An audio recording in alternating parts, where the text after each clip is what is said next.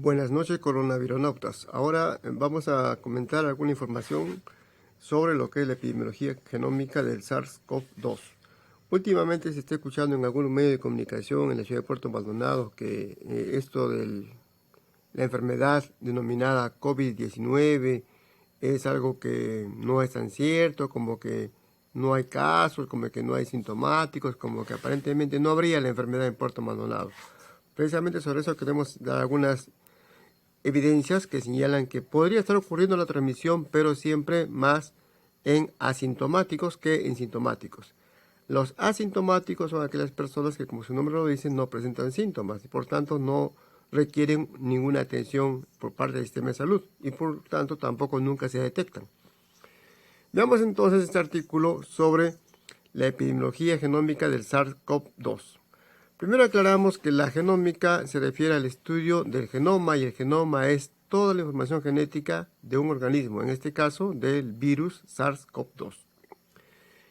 Un análisis reciente de 103 genomas del SARS-CoV-2 ha identificado dos principales subtipos, designados como L y S, que están bien definidos por dos diferentes polimorfismos, o sea, variaciones en los nucleótidos simples, los SNP.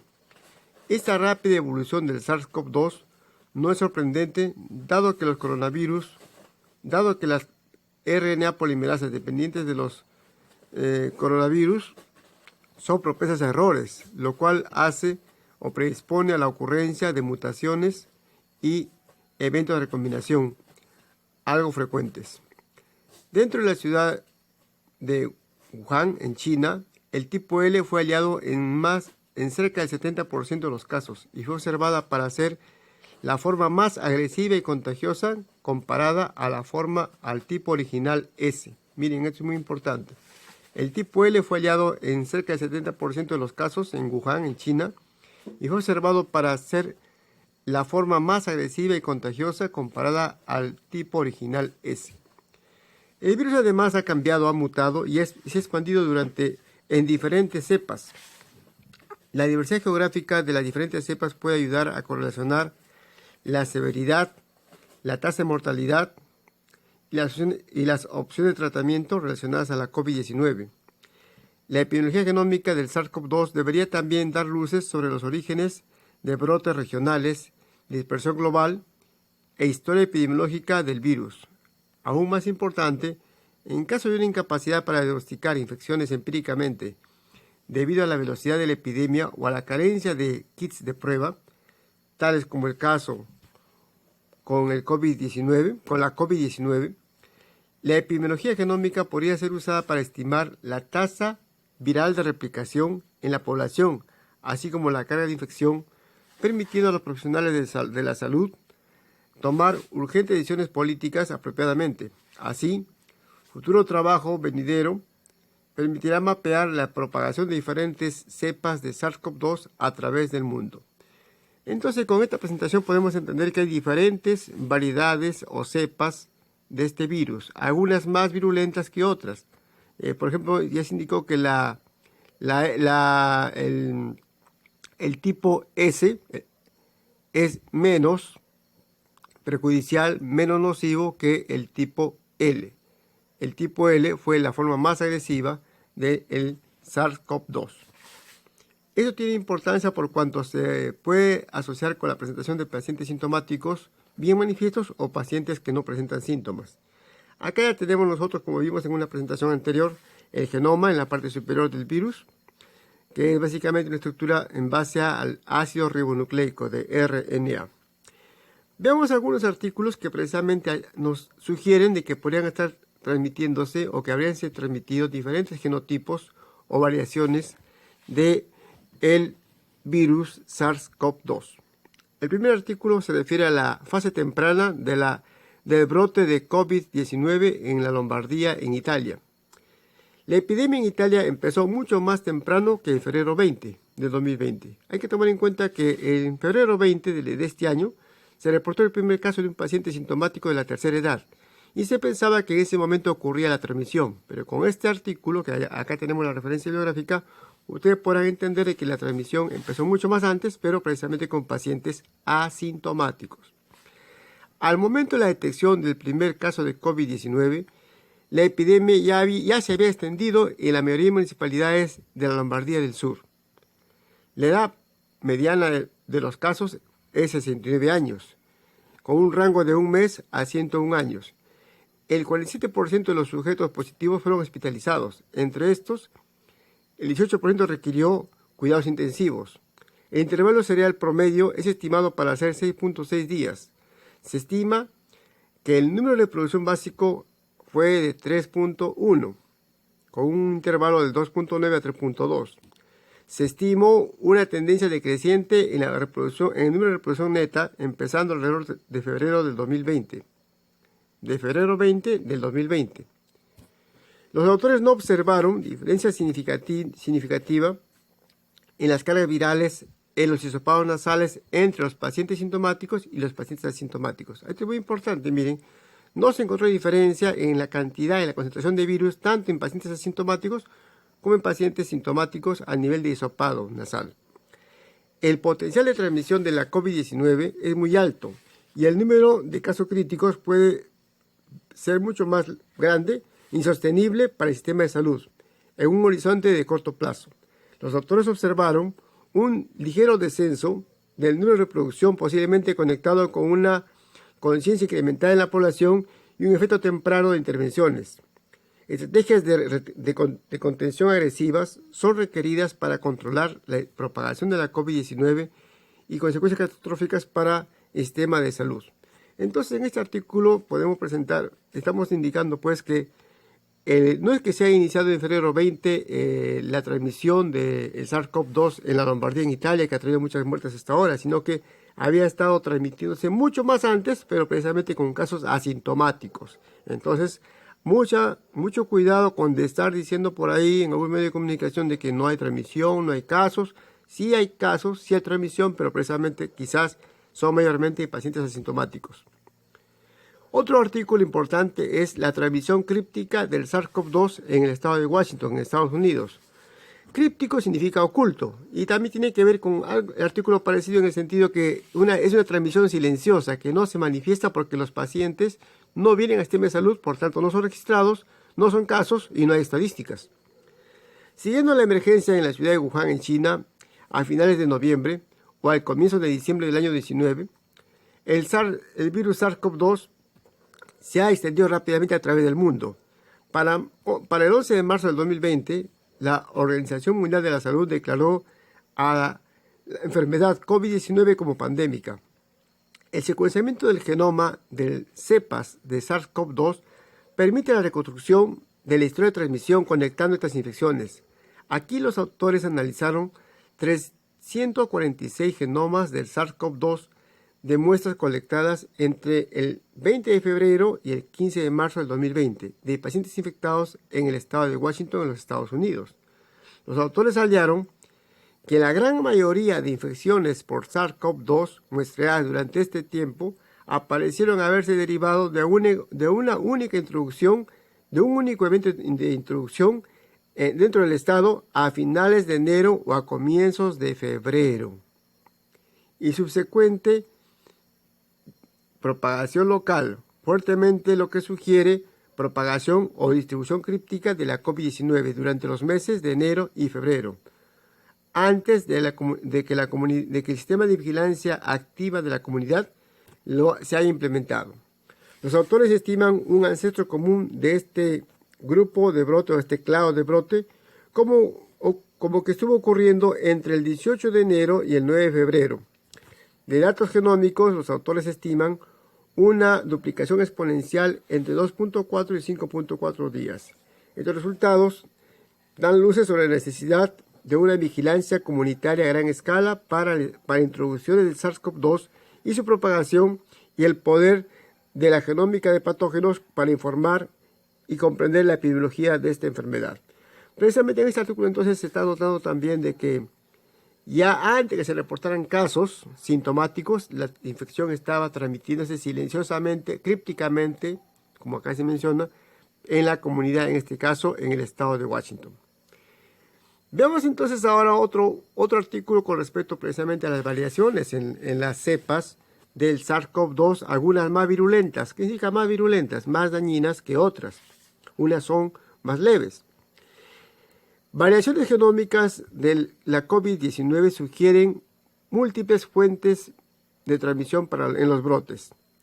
El más importante hallazgo de este estudio, acá tenemos en la parte inferior derecha la referencia bibliográfica, es que las cepas para la enfermedad COVID-19 forman dos grupos bien sostenidos, el genotipo 1 o tipo 1 y el tipo 2. Las cepas del tipo 2 han probablemente surgido de el tipo 1 y son más prevalentes que el tipo 1 entre los pacientes infectados. 68 cepas tipo 2 versus 29 cepas tipo 1 en total. Los resultados de este artículo sugieren que el brote de tipo 2 para la COVID-19 probablemente ocurrió en el mercado de Wuhan, mientras la transmisión inicial del virus tipo 1 a humanos probablemente ocurrió en una localización diferente, en Wuhan, en China. En segundo lugar, analizando los tres sitios genómicos que distinguen a las cepas tipo 1 y tipo 2, los autores hallaron que cambios sinónimos en dos de los tres sitios confieren alta eficiencia translacional proteica en las cepas tipo 2 que en las cepas tipo 1, lo cual podría explicar por qué las cepas tipo 2 son más prevalentes, implicando que el tipo 2 es más contagioso, es decir, se transmite más rápidamente de una persona a otra persona que el tipo 1. Estos hallazgos podrían ser valiosos para la prevención y control epidémico actual. La duración compartida de estos hallazgos debería beneficiar al personal, a los funcionarios públicos en salud para tomar las políticas correspondientes, diagnóstico y tratamientos. En resumen, los autores muestran que hay dos grupos de virus de SARS-CoV-2 para la enfermedad COVID-19. Los resultados sugieren que el mercado de Wuhan es la tercera fuente de transmisión del brote, mientras la transmisión inicial del virus a los humanos probablemente ocurrió en una localización diferente que no se conoce. Con datos mayores de secuenciamiento del virus, se espera una historia más completa de transmisión para tenerlo presente. El descubrimiento de los autores sugiere que los pacientes se infectaron con diferentes grupos de virus, lo que puede necesitar diferentes tratamientos, debido a que el tipo 2 de traducción es más eficiente y puede conducir a un inicio más rápido de enfermedad en pacientes infectados. Estudios comparativos de los síntomas de pacientes infectados por dos tipos de SARS-CoV-2, en ese momento se llamaba 2019 nCoV, ¿no? Mejorará la comprensión de los efectos virulentos, o sea, los efectos dañinos de las variantes, de estas tres variantes. A causa de que los genomas virales son un poco dificultosos para identificar su fuente de transmisión y para monitorear la acumulación de nuevas mutaciones, es necesario un secuenciamiento más rápido y una liberación de los genomas del SARS-CoV-2. Entonces acá estamos notando de que, también aclarando de que muchas personas han escuchado noticias a veces que señalan que la COVID-19 se originó en un mercado húmedo, un mercado de animales en la ciudad de Wuhan, en China. Según este artículo, ahí no se originó la enfermedad en sí, sino también se había originado en otros lugares mucho más antes, que posiblemente no se detectaron porque eran pacientes asintomáticos, otra vez. En este artículo que ponemos a continuación, estamos dando una noticia de que un grupo de biólogos del Instituto Nacional de Salud de acá en nuestro país precisamente han secuenciado el genoma completo del coronavirus en el Perú, pero aclarando que se ha secuenciado el genoma de pacientes que llegaron al Perú procedentes de Europa. Todavía no se ha secuenciado, se está en proceso de secuenciar ya el genoma que tendría las personas de transmisión autóctona, es decir, aquellos que no vinieron de otro país, sino que ya adquirieron la infección acá en el país. Hay una fuente muy importante, que es la fuente GISAID, que precisamente ha hecho un estudio donde se compara la diferente variación genética en el SARS-CoV-2, y para el caso del Perú se tiene de que la variedad que se ha encontrado en el SARS-CoV-2 para el Perú corresponde al grupo 5, al clado 5, como se denomina acá. Y acá tenemos nosotros un mapa, ¿no? Acá tienen también la referencia del dólar que en la parte inferior, donde todos los países y los laboratorios que evalúan la variedad genética del SARS-CoV-2 reportan y se van ordenando para ver cómo ha ido mutando, cómo ha ido cambiando el virus de transmisión de persona a persona, de país en país, de continente a continente. Esto tiene una gran importancia, ¿por qué? Porque precisamente de ahí se podría entender el grado de virulencia presente posiblemente más en la región de Loreto, en la región de La Libertad, en la región de Lambayeque, y posiblemente, estamos especulando, un menor grado de virulencia aparentemente o hasta el momento en la región de Madre de Dios, pero hay que esperar. Precisamente tomando en cuenta esos supuestos, acá tenemos un ejercicio de estimación de casos de la COVID-19 en el distrito de Tambopata para el presente año. Acá hemos estimado la población susceptible, los infectados, los recuperados, los fallecidos, los contagios, las recuperaciones y los fallecimientos por día, para un intervalo de tiempo de 15 días, partiendo con la población INEI, según la direza Madre de Dios, para el distrito de Tambopata, que es 88.598 habitantes. Y bajo los siguientes supuestos. En primer lugar, que la duración media de la enfermedad sería de 7 días, que la tasa diaria de interacción, el número reproductivo básico sería de 2.46, que la probabilidad de contagio sería muy baja, miren, 10%, o sea que 10 personas de 10 personas, una se estaría contagiando. Lo estamos asumiendo como una tasa de contagio muy baja. Que la tasa de recuperación sería muy alta. Acá le ponemos 80%. ¿Por qué ponemos una tasa de recuperación muy alta? Porque estamos viendo que hasta el momento los pacientes positivos no han tenido mayor complicación y muchos han sido asintomáticos. Entonces asumimos que la tasa de recuperación luego de la infección habría sido alta o habría sido la infección básicamente asintomática. Estamos asumiendo una mortalidad que es la mitad de la actual para el Perú. Actualmente en el Perú la mortalidad está bordeando el 2% y un poco más. Acá asumimos una mortalidad del 1%, que es muy baja, pero que según la bibliografía está dentro de lo esperado, como es la que está ocurriendo en el país del sur. Con estos cálculos se tiene que la población total contagiada sería 74.221, la población total recuperada sería 73.304, la población total fallecida sería 916 personas, la población no afectada por la infección sería 14.451, la máxima población infectada simultáneamente sería 16.053 personas, el máximo número de contagios diarios sería de 2.142 personas, el máximo número de recuperaciones diarias sería 1.835 personas y el máximo fallecimiento por día sería 23 personas. Repetimos, como su número dice acá, es un ejercicio de estimación y asumimos de que el supuesto básico es, como repetimos, de que posiblemente acá esté circulando la cepa menos virulenta, menos dañina, ojalá que sea así.